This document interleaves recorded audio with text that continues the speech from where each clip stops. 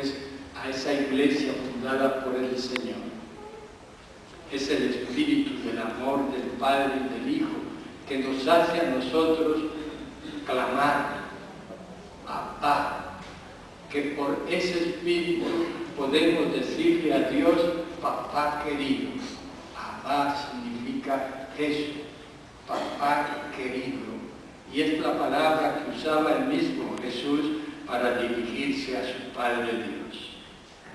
Pues bien, como ven, hemos ido celebrando ese amor del Padre, el amor del Hijo, el amor del Espíritu Santo.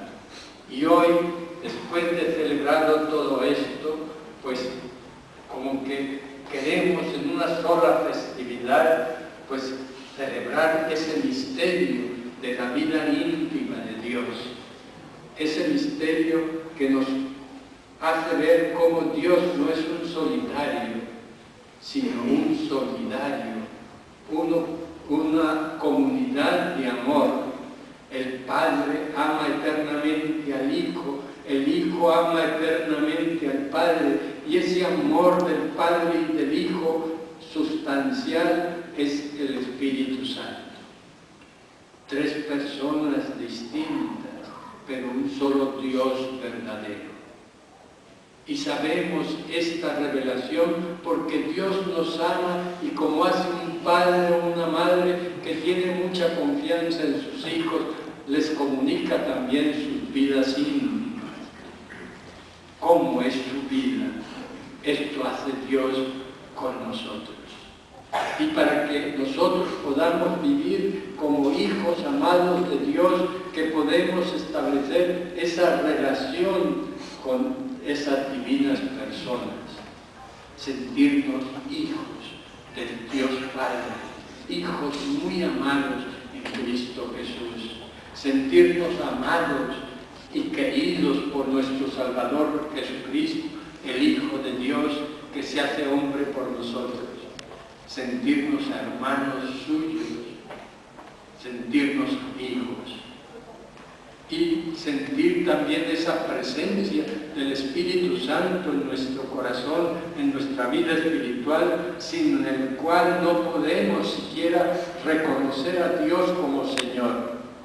Si yo creo en Dios, creo en Cristo, que es el Señor y Dios verdadero, hombre verdadero y Dios verdadero, es porque el Espíritu Santo me ha concedido ese don, y sin Él no hubiera podido llegar a esa confesión y a esa fe. Él obra en nosotros, así como el cuerpo está muerto si no está animado por el alma, así también nuestra vida espiritual estaría muerta si no es por el Espíritu Santo. El Espíritu Santo es el Espíritu de amor, ese amor eterno del Padre y del Hijo, y que se derrama sobre nosotros, como hemos oído en la segunda lectura de hoy, donde nos dice cómo el Espíritu Santo dice la virtud, esperanza, y la esperanza dice no defrauda, porque el amor de Dios ha sido derramado en nosotros, nuestros corazones, con el Espíritu Santo que se nos ha dado. Podemos vivir, por lo tanto, en ese amor de Dios.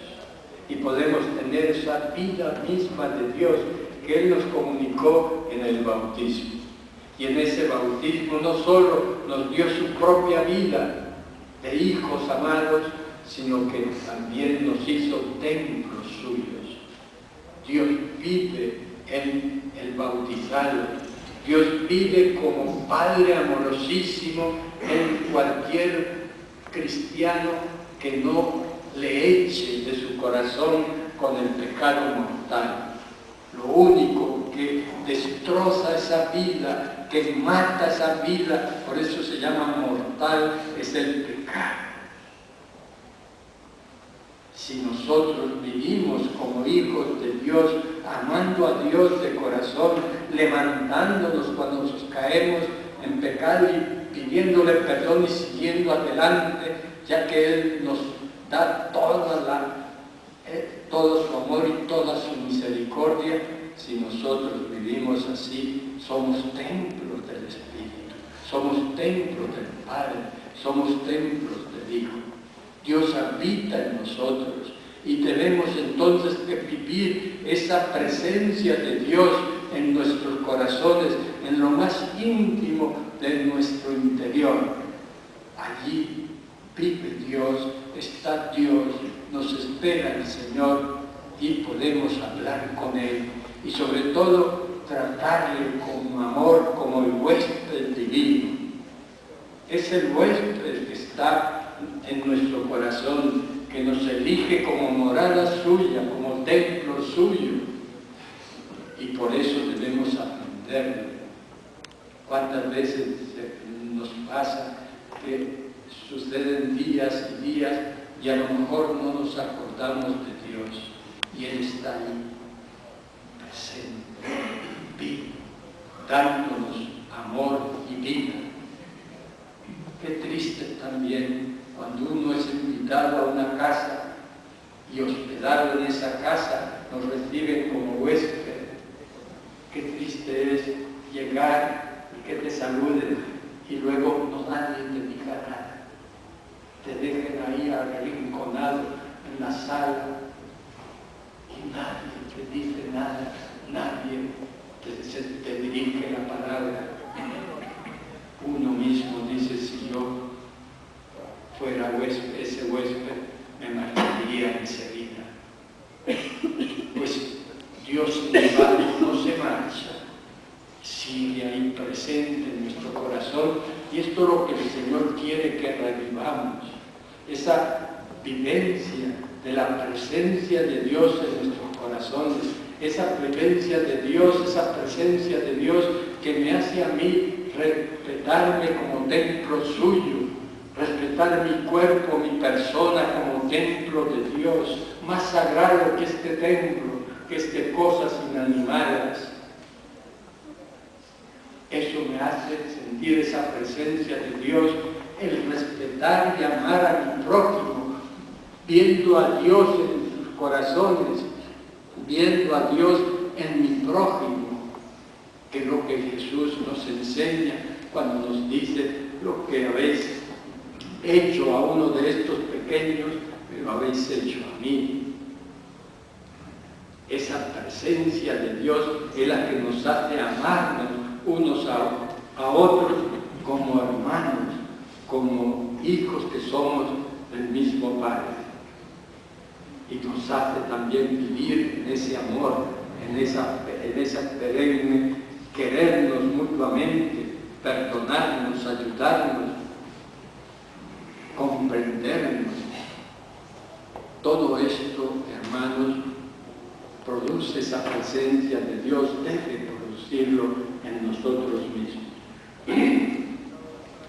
Y ver también de qué manera yo vivo ese misterio. No lo comprendo. Dios es inmensidad y mi pobre entendimiento no es sino un pequeño depósito que no puede contener ese infinito océano de la vida de Dios.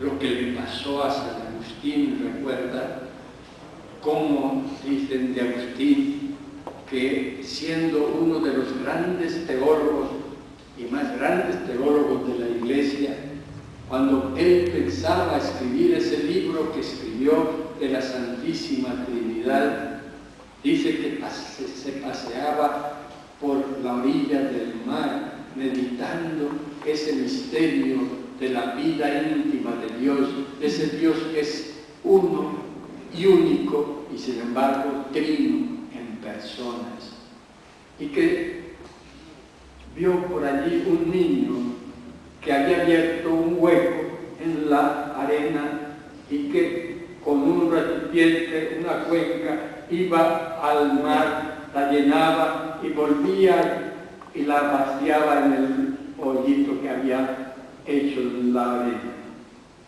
Y así una vez y otra vez y otra vez, y Agustín, al verle, se detiene y le pregunta: pero niño, ¿qué haces? Y el niño le contesta, es que yo quiero meter todo el mar en este hueco que he hecho aquí en la arena, en la playa.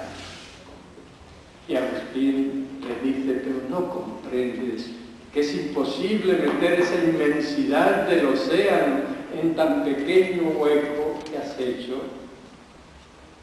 Y el niño, que resultó ser un ángel, dice que le contestó, ¿y cómo tú, Agustín, pretendes meter en el huequito de tu inteligencia el misterio infinito e insondable de Dios? Agustín comprende con humildad esa enseñanza, y nosotros también sabemos que no podemos agotar la infinitud de Dios. Por eso le alabamos, le bendecimos, gozamos de su presencia, de su amor, y lo expresamos muchas veces, y ojalá que lo hagamos con plena conciencia cuando decimos, por ejemplo, al comenzar la misa, al comenzar cualquier obra buena que hagamos, nos signamos, decimos en el nombre del Padre y del Hijo y del Espíritu Santo. ¿Cuántas veces nos hacemos la señal de la cruz y no nos damos cuenta de lo que estamos diciendo? Hemos caído en una rutina deplorable. Tenemos que revivir y saber decirlo con el corazón, en el nombre, un solo Dios en un nombre, con tres en el nombre, indicando que es un solo Dios, Padre, Hijo y Espíritu Santo, las personas divinas. En el nombre de ese Dios voy a comenzar mi vida, voy a comenzar mi día, voy a comenzar mi trabajo, voy a comenzar mi deporte, voy a comenzar el santo sacrificio de la misa. Hemos hecho esa señal de la cruz. ¿Cuántos de ustedes pensaron al hacerse la señal de la cruz en Dios que está en su corazón? Porque se ha hecho la señal de la cruz sobre su corazón. ¿Cuántos pensaron en ese Dios que es huésped divino? Y cuando decimos, por ejemplo, la otra oración tan repetida, gloria al Padre y al Hijo y al Espíritu Santo, nos damos cuenta de lo que estamos diciendo. O también lo decimos por decirlo. No debe ser así. Son oraciones muy sencillas, pero llenas de una gran teología y de un gran amor y de una gran adoración y alabanza al Señor. Es tan sencillo decir en el nombre del Padre, pero es vivir ese misterio, esa presencia de Dios en mí. Y decirle, te ofrezco, Padre, te doy gracias porque he dormido bien, porque me levanto un nuevo día, emprendo un trabajo y te lo dedico a ti. Hago una oración y también te la ofrezco. Todo te lo quiero ofrecer a ti, que me amas y que estás conmigo. Esto es lo que debemos sacar, hermanos, de esta reflexión sobre la vida íntima de Dios, de ese Dios omnipotente, eterno, creador, que nos ama con infinito amor y que nos ha hecho sus hijos queridos, para que nosotros, pasando esta vida en la que somos peregrinos, lleguemos felices a la patria eterna, a la salvación, a la vida perdurable, en felicidad con el Señor. Hoy algunos hermanos van a renovar las promesas matrimoniales. Oremos sí por ellos. Ellos saben cómo es también esa entrega, ese amor que es exigente dentro del matrimonio. Y cómo saben también que en ese matrimonio tiene que estar presente el Señor.